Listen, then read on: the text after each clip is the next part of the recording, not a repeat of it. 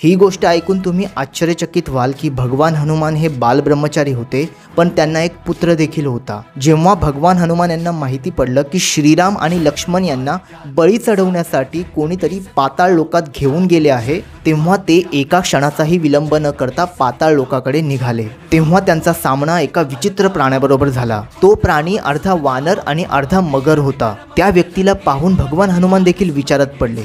ते म्हणाले की माझ्या रस्त्यातून साईडला हो, नाहीतर फुकटचा मारला जाशील। तुला माहिती आहे का मी कोण आहे? त्यावर तो विचित्र प्राणी म्हणाला की तुला माहिती आहे का मी कोण आहे आणि माझे पिता कोण आहेत ते?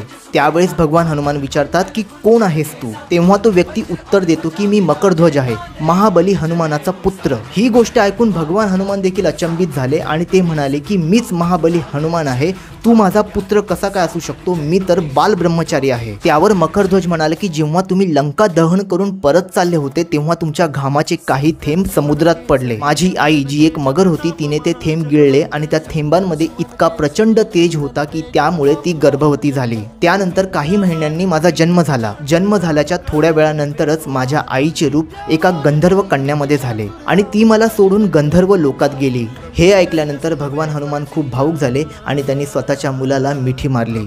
हा व्हिडिओ तुम्हाला कसा वाटला नक्की सांगा आणि आवडल्यास मराठी सनातनी फॅक्ट्सला नक्की सबस्क्राइब करा।